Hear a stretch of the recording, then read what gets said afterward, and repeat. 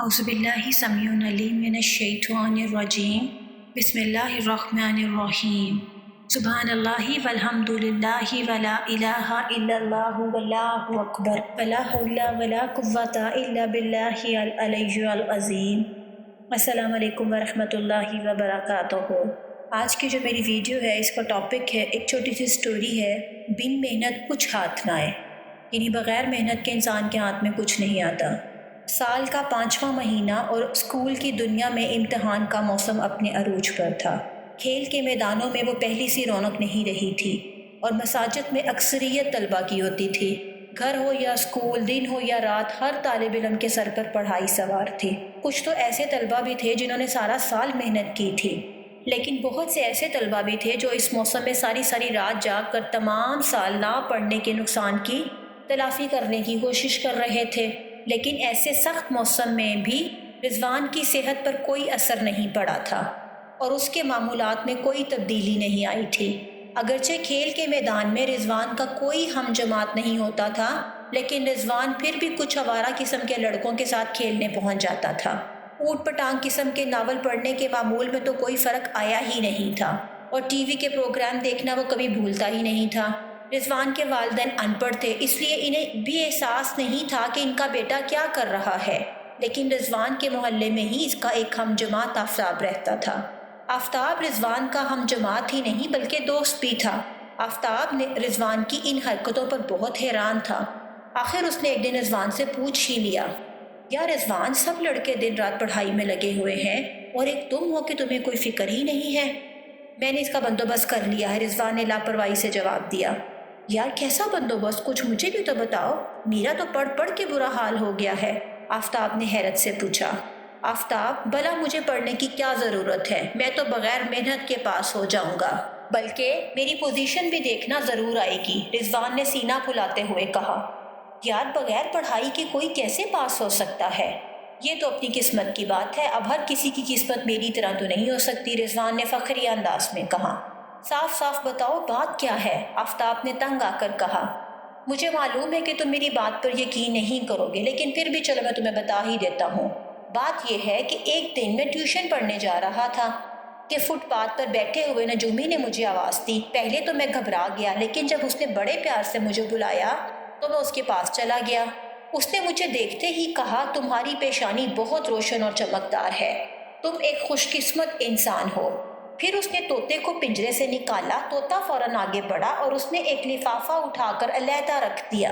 नजूमी ने लिफाफा खोलकर अंदर वाला कार्ड पढ़ा और मुझे बताया, बहुत जल्द तुम्हें एक बड़ी खुशी मिलने वाली है। जब मैंने पूछा कि कैसी खुशी मिलने वाली है तो उसने मुझे हाथ दिखाने को कहा। मैंने हाथ उसकी आगे कर दिया। वो काफी देर तक मेरा हाथ देखता रहा और फिर कागज पर कुछ आड़ी तिरछी लकीरें खींचकर मेरी तरफ देखते हुए बोला, मुबारक हो बेटा, तुम इम्तिहान में पोजीशन हासिल करोगे। मैंने इसे बताया कि पहले कभी मेरी पोजीशन आई नहीं तो इस साल कैसे आ जाएगी। नजूमी ने कहा, बेटा इसकी तुम फिक्र ना करो, मैं तुम्हें एक ऐसा तावीज़ दूंगा जिसे तुम अपने बाजू पर बांध लेना, फिर देखना इसका कमाल। तो फिर आप मुझे जल्दी से वो तावीज़ थे, मैंने नजूमी से बेताबी से कहा। बेटा उस तावीज़ के लिए तो मुझे एक ख़ास अमल करना पड़ेगा जिस पर काफ़ी खर्च आता है। तुम चूँकि तालिब इल्म हो इसलिए तुमसे खुसूसी रियायत करके सिर्फ 100 रुपये लूँगा, नजूमी ने कमाले मेहरबानी से कहा। इत्तेफाक से मेरे पास 100 रुपये मौजूद थे। मैंने साइंसी नुमाइश से खिलौने खरीदने के लिए जमा कर रखे थे, लेकिन नजूमी की बातों ने दिल पर ऐसा असर किया कि मैंने वो 100 रुपये उसे दे दिए और तावीज़ लेकर अपने बाजू पर बांध लिया। अब मुझे कोई फिक्र नहीं है, अगर वक्त मिले तो थोड़ा बहुत पढ़ लेता हूँ, क्योंकि मुझे यकीन है कि मेरी कोई ना कोई पोजीशन ज़रूर ही आएगी। रिजवान ने सारी तफसील बताई। रिजवान तुम्हें क्या हो गया है, तुम्हारा दिमाग तो ठीक है? आफ्ताब ने मशकूक नज़रों से रिजवान को देखते हुए पूछा। रिजवान, अल्लाह तबारक व तआला ने तुम्हें सोचने के लिए जहन और काम करने के लिए हाथ दिए हैं। अगर तुम पास होना और पोजीशन लेना चाहते हो तो मेहनत करो। मेहनत और कोशिश के बगैर कुछ भी नहीं मिलेगा। तुमने कुरान पाक की वो आयत नहीं पढ़ी, व इन्ना लैसा लिल इंसानी इल्ला मा सा, और ये कि हर इंसान के लिए सिर्फ वही है जिसकी कोशिश खुद उसने की।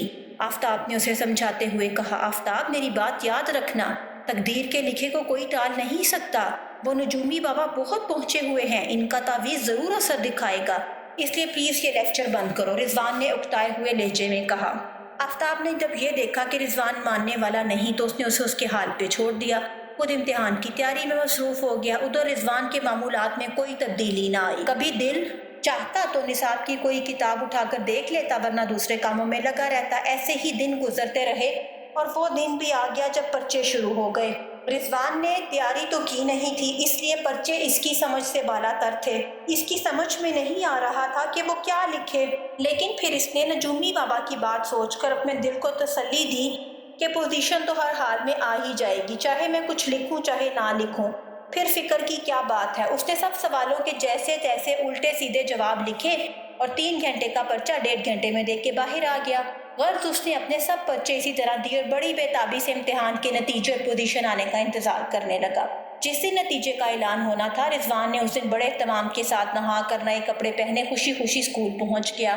اسکول میں ذہین ترین لڑکے بھی کافی سنجیدہ اور چپ چپ سے تھے، لیکن رضوان ہر طرف چہکتا پھر رہا تھا۔ پھر رضوان کی کلاس کے نتائج کا اعلان ہونے لگا تو رضوان بڑی خاموشی سے نتائج سننے لگا۔ سب سے پہلے چوتھی پوزیشن کا اعلان ہوا، لیکن چوتھی پوزیشن رضوان کو نہیں ملی تھی۔ رضوان نے سوچا ابھی 3 پوزیشنیں باقی ہیں۔ پھر تیسری پوزیشن کا اعلان ہوا، وہ بھی اس کو نہ ملی۔ پھر دوسری پوزیشن کا اعلان ہوا تو وہ بھی رضوان کے حصے میں نہیں آئی۔ پھر پہلی پوزیشن کا اعلان ہوا اور انعام دینے کا اعلان ہوا، اور جب اول پوزیشن والے لڑکے کا نام پکارا گیا تو رضوان پہ تو جیسے بجلیاں گر پڑی، اس کی آنکھوں کے سامنے اندھیرا چھا گیا۔ وہ بڑی حیرت سے آفتاب کو اول انعام لیتے دیکھ رہا تھا۔ اس کے سارے سہانے خواب چکنا چور ہو چکے تھے۔ اس وقت رضوان کی حالت دیکھنے کے قابل تھی۔ جب ان کے استاد نے رضوان کے فیل ہونے کا اعلان کیا تو بے اختیار اس کی آنکھوں میں آنسو آ گئے اور وہ روتا ہوا تھکے تھکے قدم اٹھاتا اپنے گھر کی طرف روانہ ہو گیا۔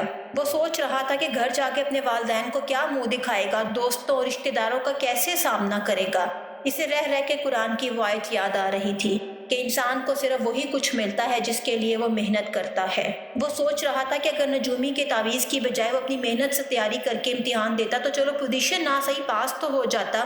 یہ سوچتا ہوا وہ سڑک پر عین اسی جگہ آ گیا جہاں اس کو فٹ پاتھ پر نجومی ملا تھا۔ اس نے نجومی کی جگہ کی طرف دیکھا تو وہاں نجومی کا نام و نشان نہیں تھا، لیکن اس کی جگہ ایک اور بابا جی بیٹھے تھے جنہوں نے سامنے گتے پہ لکھ رکھا تھا گنجے پن کا شرطیہ علاج، صرف 1 ماہ میں گھنے سیاہ بالوں کی ضمانت۔ رضوان نے غصے سے اس جھوٹے بابے کی طرف دیکھا، بازو سے تعویذ اتار کر نجومی کی جگہ پر پھینکا اور نئے عزم کے ساتھ گھر کی طرف روانہ ہوا۔ اس نے پکا ارادہ کر لیا کہ پورا سال سخت محنت کرے گا اور اگلے سال انشاءاللہ اپنی محنت کے بلبوتے پر ضرور پوزیشن حاصل کرے گا۔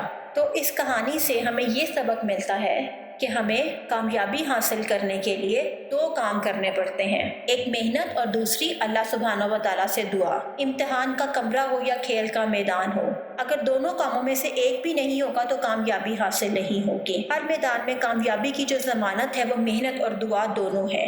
اس لیے ہمیں چاہیے کہ ہم نہ صرف محنت کریں بلکہ اللہ سے دعا بھی کریں، اور یہ بھی نہیں ہو سکتا کہ ہم صرف دعا کریں اور محنت کچھ بھی نہ کریں اور پیپر دینے کے لیے جب ہم جائیں تو ہم خالی پیپر دیں اور اس کے بعد کہیں کہ ہم نے اللہ سے دعا کی تھی اور تو ہم پاس ہو جائیں گے۔